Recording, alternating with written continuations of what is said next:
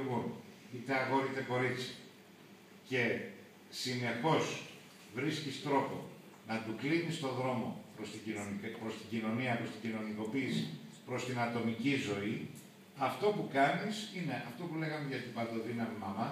Πολλές φορές βέβαια δεν είναι μόνο η μαμά, είναι όλη η οικογένεια που το κάνει. Θέλουν το παιδάκι τους, μην κακοπέσει κλπ. Υπερπροστασία. Κλασικό πρόβλημα στις μεσογειακές χώρες και σοβαρό πρόβλημα στην Ελλάδα. Και αργούμε να καταλάβουμε, σε βαθμό που να μπαίνει και ένα ερωτηματικό, αργούμε ή θέλουμε και αργούμε. Όταν βλέπουμε το παιδί βγάζει τικ, όταν βλέπουμε το παιδί αρχίζει να εκνευρίζεται, όταν βλέπουμε το παιδί κάνει συμπτώματα και δεν μπορούμε να το καταλάβουμε. Αν το βλέπαμε σε έναν τρίτο, θα λέγαμε γιατί τραβάει τα μαλλιά του, γιατί έχει την τηλεοπτικομανία. Είναι σύμπτωμα, είναι πάθηση. Είναι σημάδι μιας σοβαρότερης πάθησης από κάτω. Βλέπουμε μια κοπελίτσα και γίνεται σκελετός. Άμα τη δεις απέναντι, λες, μα δεν τα ίζουνε. Και άμα είναι δικιά σου, δεν παίρνεις χαμπάρι. Και ξαφνικά είναι ανορέξια νερβόζα, ας πούμε. Έχουμε την νευρωσική... Να απαντήσω και εγώ λιγάκι, γιατί και εγώ είμαι μητέρα και έχω 3 παιδιά. Και από τότε που τα παιδιά μου ήταν 20 χρονών, τους έλεγα, όταν θα γυρίσετε από στρατιώτες, θα φύγετε από το σπίτι. Δεν θα είμαι πάντα εγώ που θα σας πλένω, θα σας σιδερώ. Όταν το ένα μου παιδί βρήκε δουλειά, έφυγε από το σπίτι. Όταν το άλλο παιδί έχει μια δουλειά η οποία, ναι, αυτό το μήνα κάτι παίρνει. Τον άλλο μήνα δεν ξέρουμε αν έχει δουλειά. Να πάει πού αυτό το παιδί. Μήπως φταίει και η χώρα, γιατί νομίζω στη Γερμανία έχω ακούσει ότι αυτούς τους ανθρώπους τους παρέχουν σπίτι, τους παρέχουν και ένα επίδομα να ζήσουν το χρονικό διάστημα που δεν έχουν δουλειά. Αν το παιδί μου πάει να νοικιάσει με μια εποχική δουλειά, μετά τι θα κάνει, όταν θα του το πληρώνω εγώ. Εφόσον η πολιτεία δεν μπορεί να κάνει κάτι, κοιτάμε τους εαυτούς μας και προσπαθούμε να βρούμε και μια δεύτερη δουλειά και να μπορέσουμε να ανεξαρτοποιηθούμε στο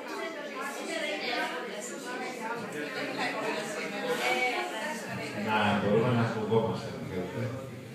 Και δεν μιλάω για παιδιά που θα έχουν περάσει τα 30 και τα 35, μιλάμε για τα 25. Μιλάμε για ανθρώπους 30, 35, 40 που έχουν υπαναδοθεί στις οικογένειες. Αυτό σας λέω. Δεν λέω όλα τα δεν είναι όλους τους ανθρώπους τους νεαρούς μέχρι 27 που βρίσκουν στον δρόμο, σπουδάζει, προσπαθείς να κάνεις οικογένεια. Μιλάμε για ανθρώπους άνω των 30 που όχι απλά δεν βρήκαν τον δρόμο τους, ούτε καν διανοούνται και δεν έχουν καταλάβει ότι πρέπει να φύγουν να κάνουν κάτι για τον εαυτό τους. Αυτό εννοώ. Ή το καταλαβαίνουν θεωρητικά, αλλά βρίσκουν ένα σωρό δυσκολίες. Ως διαμαγείας, μα αυτή χαλάει πολλά στο καλλιτικά, μα εκείνη αυτό. Με διάφορες δικαιολογίες. Βέβαια δεν σ' αγαπάει, σου αρέσει.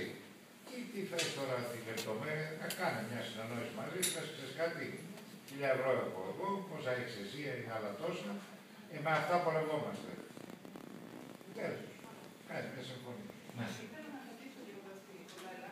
Όταν ήμουν στην Αθήνα, μια κυρία στην πολυκατοικία που έμενα, η οποία μου έλεγε το παιδί μου σπουδάζει στη σπίτι και το παιδί και το παιδί, με το καράβι έστειλε αυτό στα άπλυτα, το τάπλωνε αυτό στα έφερε. Και εγώ το παιδί, ήταν και λίγο μεγάλη κυρία, να μπορεί να το έκανε μεγάλη, λίγο αργά.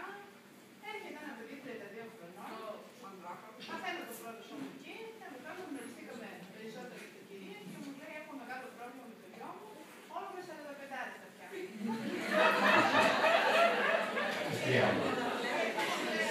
Όσο συνεχίζεις να του πλένεις τα άπλυτα, θα περιμένεις και μεγαλύτερα. Την επόμενη μαμά. Και έρχομαι να απαντήσω στην κοπέλα μου, το παιδί αυτό θα κάνει ποτέ αυτοκριτική, θα αναλάβει ποτέ ευθύνες. Θέλει μια δεύτερη μαμά να υπάρχει στο πλάι. Έτσι είναι. Πρώτος χάρος με τον μεγάλο ρόλο της μαμάς και μετά το παιδί είναι αυτό το γόλεμο που έλεγε πίσω του πριν. Βολεύει για την αρχή έτσι, γιατί να ψάξει μέσα του, γιατί να αναλάβει ευθύνες, γιατί να ζοριστεί κάποιες ευθύνες. Δεν είναι καλύτερα έτσι. Καλύτερα σε εισαγωγικά. Άλλωστε ο Πρωτάρης, η γνωστή ταινία μιας εποχής, έσπασε τα άτομα για αυτόν τον λόγο. Η μαμά το έψαχνα να βρει, βρήκε τη φιλανέα, αλλά της τι καλά, φτιάξαμε σχέση. Και χωρίς να έχουμε ξενοχές, ότι με τη μαμά μας.